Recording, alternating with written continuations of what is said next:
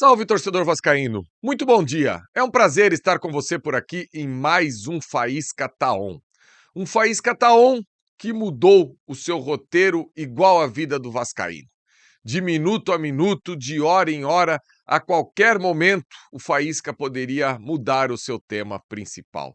E isso é triste, porque daqui a 10 dias a bola rola e hoje o principal personagem do Vasco talvez muita gente está passando despercebido. Hoje o Faísca seria sobre Fernando Seabra. Infelizmente, mais uma vergonha aí protagonizada pelo Vasco, não sei nem mais em quem colocar a culpa. Temos muito que conversar hoje por aqui e é mais uma reflexão. Até porque o faísca tático está longe de acontecer enquanto o Vasco estiver nessa situação.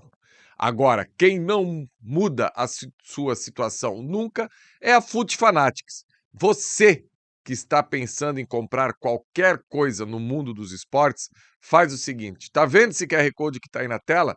Pega o seu celular, escaneia esse QR Code, você tem 7% de desconto. Vou dar um exemplo para você. Aquele tênis, aquela chuteira que já está meio cansada, desgastada, está na hora de fazer a troca. E na Fut Fanatics você acha cada coisa. Olha, vou dar um exemplo. Dia 6 de setembro aqui em Florianópolis vai ter a Vascorrida em Santa Catarina. Você que está precisando de um tênis novo de corrida, vai na Fut Fanatics que eles têm uma linha especial para corredores e para quem pratica esse esporte. Então, não perca tempo, é fute e muito mais. Depois da vinheta, eu volto falando sobre Lazzaroni e sobre o Clube de Regatas Vasco da Gama. Se liga aí.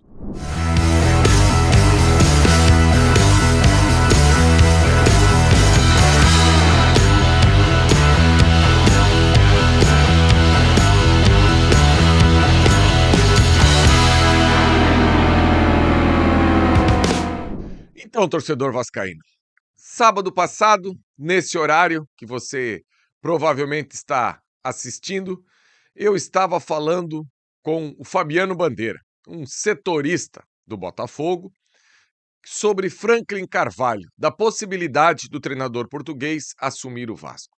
E olha que a gente utilizou todas as ferramentas possíveis e imagináveis para tentar espelhar o que é o trabalho do Franklin Carvalho no Botafogo e o que poderia ser o trabalho do Franklin Carvalho no Vasco. Um trabalho que foi em vão, porque a negociação não andou.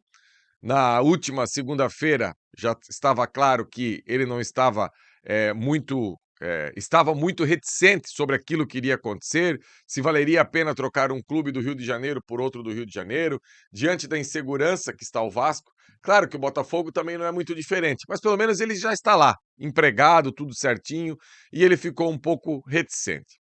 E o Vasco foi atrás de outros treinadores e acabou aí acertando. Sim, o Vasco acertou com o Fernando Seabra.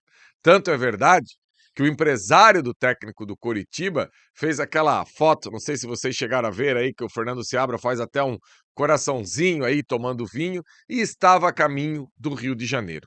Só que teve um detalhe que travou toda a negociação. Aliás, esse detalhe, em primeira mão, o Flávio Dias trouxe no Atenção Vascaínos na última quinta-feira à noite. Inclusive, o nosso repórter Sérgio Quindi já estava a caminho aí do Galeão para recepcionar aí e tentar ouvir o Fernando Seabra. E teve essa questão da multa. No primeiro momento, o Vasco queria parcelado, o Coritiba tinha aceitado, pela pressão da torcida correu atrás, o empresário até pensou em pagar do bolso e depois recuperava essa grana. Enfim, o que aconteceu é que no dia de ontem houve a reviravolta e Fernando Seabra não será mais técnico do Vasco. E olha, torcedor, que hoje esse Faísca Tá On também seria dedicado ao Fernando Seabra, como semana passada foi dedicado ao Franklin Carvalho. Já tinha até convidados para falar sobre o trabalho dele no Red Bull Bragantino, convidado para falar sobre o trabalho dele no Coritiba. Enfim, iríamos fazer vários momentos, né? E antes de eu entrar no tema principal do Faísca Tá On de hoje, eu quero deixar claro algo que provavelmente eu vou falar no Acorda de Amanhã, que é uma questão que quando o Vasco anuncia um treinador, muita gente vem me procurar no privado e nos grupos: "Gian, como que joga fulano de tal?". E assim, eu vejo muita gente analisando o trabalho de treinador, só que são princípios básicos no futebol. Não é treinador A, B, C, D que joga dessa maneira. O futebol se exige que se joga dessa maneira. Então, só uma pitadinha aqui do que eu vou falar, amanhã no Acorda. Mas o que precisa ficar claro aqui é que hoje tem um personagem que está completamente esquecido pelo mundo Vasco, que é o cara mais importante da engrenagem do clube hoje, sábado, 4 de julho. Talvez a partir de semana que vem o cenário possa mudar. E o nome dele é Bruno Lazzaroni. Bruno Lazzaroni, que jogou no Vasco, foi um volante, campeão carioca em 2003, quando o Vasco tinha aí aquele quarteto fantástico do meio para frente, Marcelinho, Pet, Marques e Valdir, daquele gol icônico da letra do Léo Lima e tudo mais que torcedor vascaíno aí que é acima de 40, acima de 30, sabe e acompanha e tem ideia do que eu estou falando. E o Bruno Lazzaroni é filho do Sebastião Lazzaroni. E às vezes eu vejo nos grupos que eu participo que as pessoas têm uma má vontade com o Sebastião Lazzaroni absurda, tirando ele como se não fosse um técnico da mais alta prateleira do final da década de 80 e início da década de 90. Só que o que baliza muito comentário das pessoas é Copa do Mundo. E Copa do Mundo, ela é muito supervalorizada para mais e para menos. E infelizmente para o Sebastião Lazzaroni, ela foi para menos. E olha, eu vou dar um dever de casa para quem está assistindo o Faísca Tá Faça o seguinte, assista os melhores momentos de Argentina 1, Brasil 0 da Copa de 90. Muita gente colocou a culpa no Lazzaroni pela questão dos 3 zagueiros. Ah, foi inventar, jogou com 3 zagueiros. E se você assistir os melhores momentos, eu só vou dar um spoiler aqui. O Tafarel foi quase que um mero espectador a partida inteira e o Brasil simplesmente colocou 3 bolas na trave da Argentina antes da Argentina fazer o primeiro gol. Ou seja, foi o detalhe. Sabe aquela história do detalhe? Porque o rendimento da equipe um treinador controla. O resultado, o treinador não controla. E nesse jogo contra a Argentina, o Lazzaroni conseguiu dar rendimento à equipe do Brasil. O resultado, o Lazzaroni não tinha como controlar. O Lazzaroni, que foi campeão carioca em 86 pelo rival, em 87 e 88 foi bicampeão carioca pelo Vasco em cima do rival. E se você parar para pensar, torcedor, olha a força do que foi esse tricampeonato do Lazzaroni. Porque se a gente puxar de 86 a 88, entre Vasco e Flamengo, jogadores que participaram, dos 11 titulares em algum momento na Copa de 94, apenas 3 não eram de Vasco e Flamengo. Tafarel, Márcio Santos e Mauro Silva. Porque se você puxar, Jorginho, Flamengo, Aldair, Flamengo, Leonardo, Flamengo, Dunga, Vasco, Mazinho, Vasco, Zinho, Flamengo, Bebeto, Vasco e Flamengo, Romário, Vasco. Então, olha o tamanho daquelas conquistas do Lazzaroni, porque essa base desse 86, 87, 88 de Vasco e Flamengo, basicamente foi a base. Eu sei que depois a cotovelada entrou Branco, que era do Fluminense, mas num primeiro momento a base era esse 86, 87 e 88 do Lazzaroni.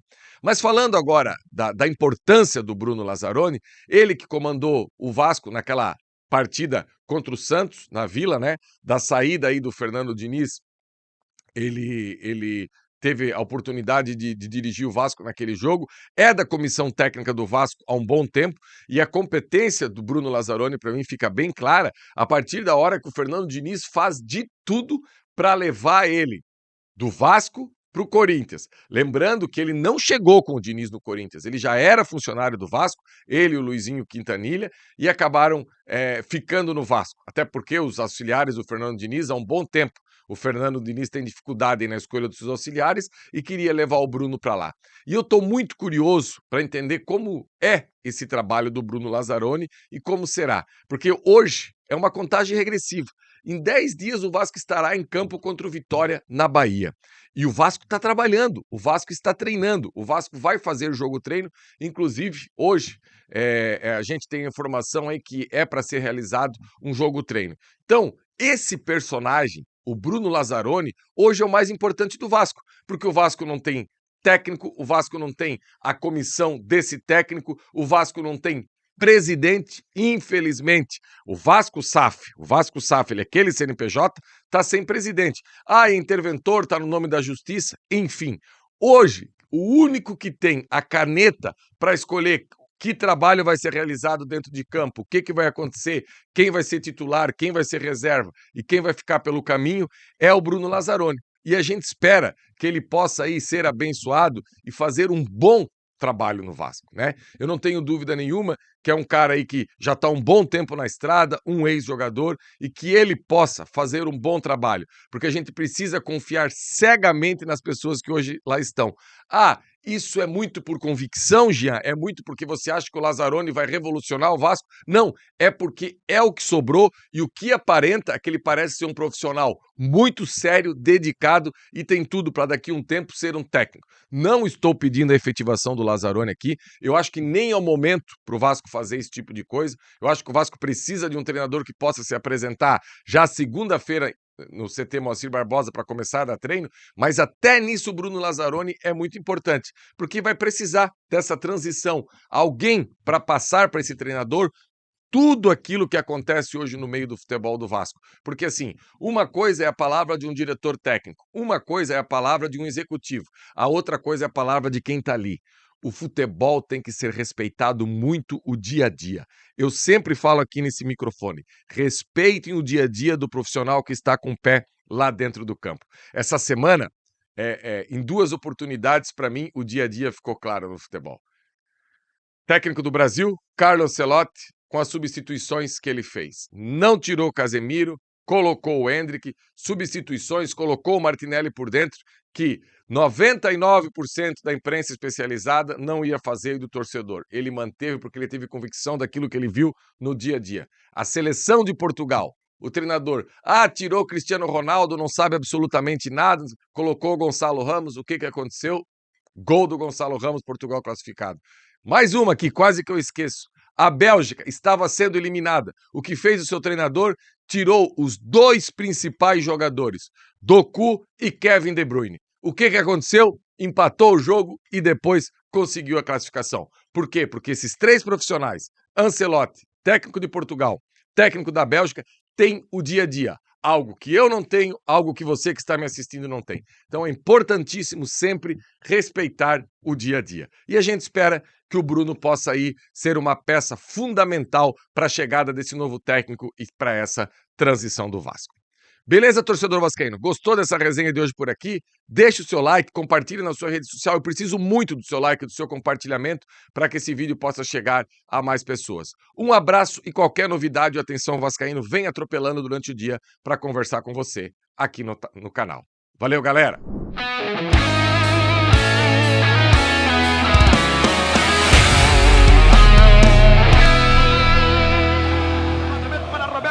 Sozinho, atenção, vai enfiar, gol!